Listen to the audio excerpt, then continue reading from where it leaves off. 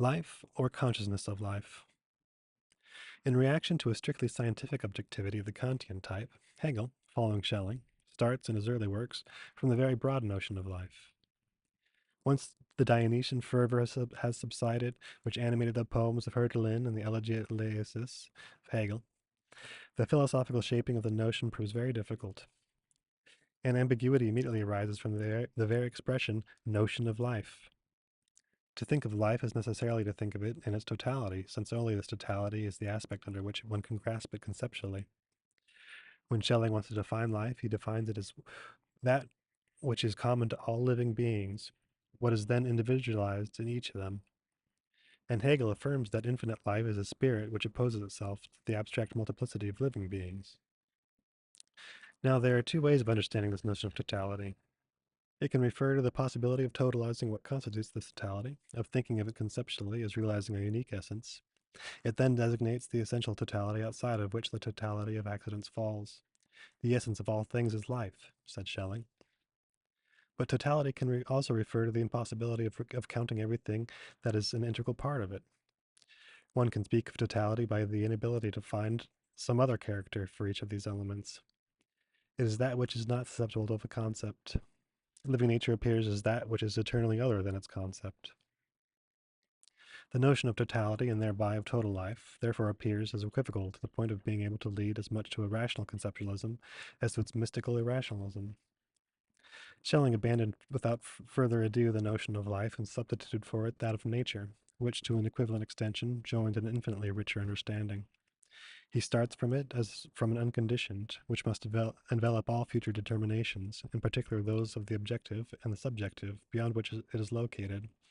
Everything starts from an identity whose artificial character cannot be immediately recognized, since to the extent that identity excludes difference, it thereby poses a difference which between itself and difference. It thus reveals itself as a moment of the split, far from being that which drives out all splits from itself. The destiny of indifference is not to be indifferent to difference, rather to be through the difference which identifies indifference with difference, making difference indifferent to the fact of being indifference. This mirror game, in which Schelling's identity cannot immediately find itself, indicates sufficiently how dangerous it was to use the too richly concrete notion of life, to overturn it and make the concept without reality of identity. Hegel takes longer to detach himself from the notion of life, and it is only gradually that the writings of his youth give a glimpse of the path by which Hegel will separate himself from it completely. In the writings of Frankfurt, we see a certain number of concepts which, under the too vague notion of life, serve to dissociate it, becoming detached and increasingly autonomous. On the one hand, Hegel shows how life completes itself and, at the same time, denies itself in the reflection that becomes aware of it. Pushed to its ultimate development, which always tends towards a deeper unity, life finds itself faced with a tragic destiny which shows it, faced with the totalist mass, reflection as deep as narrow, as life is vast. Against this life, it is reflection which prevails, since it is reflection which, by thinking its opposite to life, can at the same time think its unity with it. Parallel to this notion of reflection, the concept of destiny becomes clear and takes shape. It is intimately linked to the reflection, since it is nothing other than the awareness of oneself as of one's own enemy. It guarantees it. It gives, in a way, the objective version of it, by manifesting the form that reflection takes for consciousness, which itself reflects. But it is also what most seriously compromises reflection, what risks forever suppressing it as a movement of self upon self, since it is extreme separation, a separation that opposes me to myself to the point of war against myself. Thus, while reflection on one hand seems to realize the unity of life and reflection by thinking their opposition, on the other hand, it runs up against a destiny, like life itself, and this destiny, it is this time called destiny. It opposes it to itself and constantly threatens it. In the subjective sense, through reflection, in the objective sense, through the notion of destiny. The primitive and still crude concept of life is surpassed.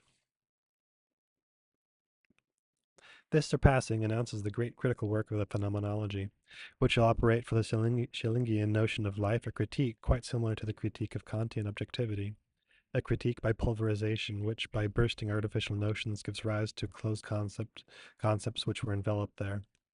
But the critique of Hegel's Frankfurt writings does not yet have the systematic meaning of the phenomenological Phenomenology of Spirit. It was nevertheless essential to start from them in order to define the terms of the problem and the extreme difficulty of the solution. We must ask how, starting from empirical experiences such as either reflection on oneself or the awareness of a destiny, to arrive at a transcendental subject which makes these experiences possible. We are caught, as in the preceding chapters, by a circular process which obliges us to pose at the outset what we must arrive at. It is right, however, to recognize that we have there another type of circularity. In the first case, it was a circularity of knowledge which risked making the whole system present from the experience of sensible certainty. Here, it is a circularity of subjects which adds to the logical difficulty, a difficulty which one would call ontological, if this term did not refer to a sphere of reflection foreign to the subject. Once again, the phenomenology of spirit appears to have a very precise critical meaning. Concrete historical critique, concrete critique of reason. It does not so much speak to oppose concepts entirely, constituted by philosophical thought, as much as dissociate notions that are too vast and which are more or less implicitly used by philosophies that transfer onto them all their coefficient of uncertainty. As with the notion of objectivity, the phenomenology of spirit will operate for the notion of life, a dissociation and a repositioning of the development of philosophical knowledge. Life is affirmed in the phenomenology of spirit, as in Hegel's Frankfurt writings, to be the natural position of consciousness, the way in which consciousness presents itself to the world and makes the world present to it. It is the being there of consciousness, its way of being in the world.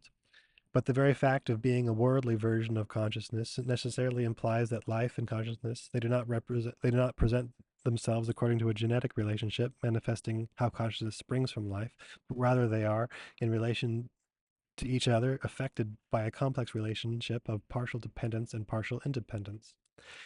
This independence is what is immediately manifested insofar as life is a natural being there of consciousness, only for consciousness itself and not for life or the living. That's to say that in relation to life, on the side of the in itself, the relationship of life to consciousness is affected by an irredeemable contingency, and it shows itself to be completely inessential, where consciousness is at the same time the unity of differences and that for which this unity exists, such that life is this unity itself, independent of what thinks this unity. But this relation of independence is only the reverse of relation of dependence. The extreme independence of life from consciousness means that consciousness cannot come out of life, since the latter is indifferent to whether or not one becomes conscious of itself. The extreme naturalness of life excludes a consciousness that would detach itself from it and turn towards it. And it includes, on the contrary, that already this naturalness is thought by a consciousness without which the exclusion of consciousness would have no meaning, or would be indifferently exclusion or inclusion. One can even say exclusion and inclusion. It is therefore impossible to conceive of life without consciousness, without immediately conceiving of the consciousness of this life, the necessary correlation of consciousness and life. This is why, instead of being the notion generating all concepts, the notion of life will only present itself in the phenomenology of spirit in close correlation with the consciousness of life, and it will appear only at the same time as it. It is the activity of consciousness, its restless knowledge, that will bring life to the level of consciousness of life. When in the presence of death the soul has worked down to its foundations, when all that was fixed has wavered in it, then the consciousness of life in peril will cause itself to spring forth from the immobile world of objects. Life in each of its disappearing manifestations, which reigns over things like the noon of the world. The problem of the writings of Hegel's youth is very exactly reversed. It is a question no longer of seeking how from the positivity of life could have been born the free consciousness of self, but of consciousness that has henceforth given birth to life, because it is consciousness of life. That is, life, far from being the natural situation of all consciousness, is a situation of consciousness. Immediately, a new problem is born, or rather, the same problem is reborn, but even more embarrassing. The problem, perhaps insoluble, was at least simple in its terms. What are the genetic relationships of the transcendental subject and the empirical subject? By his notion of consciousness of life that he poses opposite the notion of life, does Hegel not risk complicating the problem by giving rise in this problem of subjects to a problem of knowledge that is of another order? Between the constituting self and the constituted self, knowledge seems to interfere only in an inopportune way, like an element foreign to the debate, a term empty of abstract mediation. In fact, the substitution of the knowledge of this natural being there for the natural being there allows Hegel to define a concrete situation of man and an experience which is necessarily an experience of his knowledge. The fact of starting from an experience in all its richness, resolved all the problem of the a priori, avoids the pitfalls which Kant and Fichte encountered. By starting not from an experience, but from an empirical subject limited a priori by psychological or logical determinations, Kant committed himself to not being able to find in these abstract determinations the real activity of the transcendental subject, but only a function, that is to say, an activity stripped of everything which can make it active. Conversely, Fichte started from a subject that was defined only by what was active in him, but which had no other object to exercise its activity than that which its activity had aroused for itself, thus locking itself in the empty circuit of its own works. Hegel's method of concrete analysis will therefore avoid starting either from a given that is too rigid or from an a priori that is too empty. The natural situation of this subject is that of individuality, always defined in relation to a universal of which it is both the reality and the negation. This individuality is present at all levels of the phenomenology of spirit by the very fact of its dialectical situation with the universal. But it presents itself as a specifically human individuality, when self-consciousness has been constituted, when it has revealed itself to be both pure self-consciousness and a self-consciousness in its relations with the world. It is therefore the mediator between interiority and exteriority, between the empirical and the a priori, between the contingent and the necessary.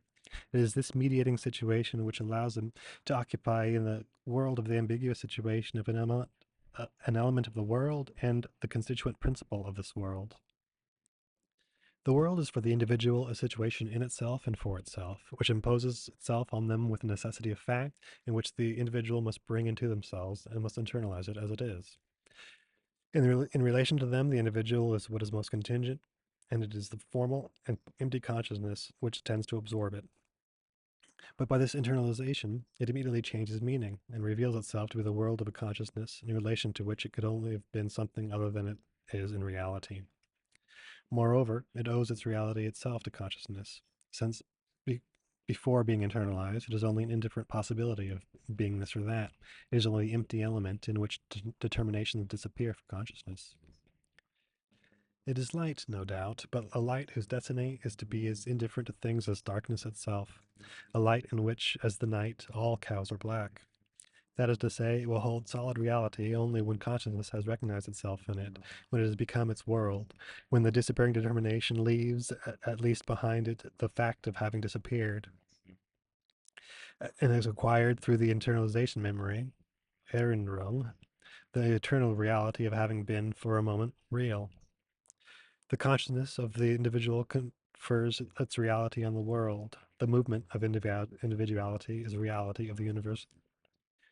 In the extreme complexity of the individual situation in the world, we grasp closely intertwined empirical determinations and the marks of transcendental activity. The passive situation of consciousness upon which the world is imposed on it, to which it can do nothing, reveals itself to be one and the same thing with the transcendental activity of a subject who constitutes the world. The analysis of a concrete situation, which could have been the most futile way of resolving an a priori problem, is in reality the most fruitful, since it shows the exact interweaving of the transcendental and the empirical. But the analytical process still leaves unresolved the problem of knowing whether it is legitimate to base the empirical on the transcendental or vice versa. The two are mixed in a concrete analysis which does not prejudge the logical solution to which one must arrive. Now, the analysis of the text concerning individuality reveals first of all a progressive method, more properly synthetic, said Descartes, which goes from the simplest to the most composite, showing how the empirical subject in its most elementary form, the consciousness of sensible certainty, ends up becoming the infinitely complex subject of an infinitely rich experience, like religious experience. The subject conscious of this thing has succeeded, after a whole long path of culture, a subject who is conscious of the world, but of this world as being nothing other than itself, and that is conscious of itself as being nothing other than this world. But this progressive approach, which marks the extension of the experiences of the subject, is interruptedly doubled by a regressive approach, which shows how the extreme exteriority of the subject and the object is, in reality, only a pure and simple interiority. How all the obstacles which the efforts of the unhappy consciousness encounter to go from itself to the exterior of itself are absorbed, disappear in the pure limpidity of the equality me equals me.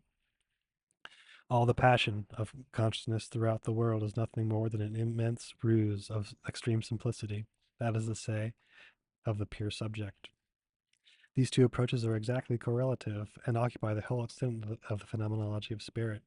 The first is more specifically empirical and historical, the second is more specifically transcendental. We will have to find this double process again in the course of several analyses, but for the very precise problem of the transcendental subject, the sketch that we have made of it is enough to show that it renders vain and devoid of meaning the problem of knowing, either if the empirical subject can develop the determinations of the transcendental subject, or conversely, if it is from the transcendental subject that one must start in order to see the empirical subject constituted.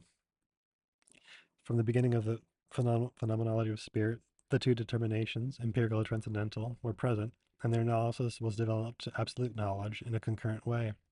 One, transcendental, goes towards the simplest and thereby gains an extension. It is the regressive analysis of the transcendental. The other, empirical, goes towards the most complex and thereby gains an understanding what it loses in extension.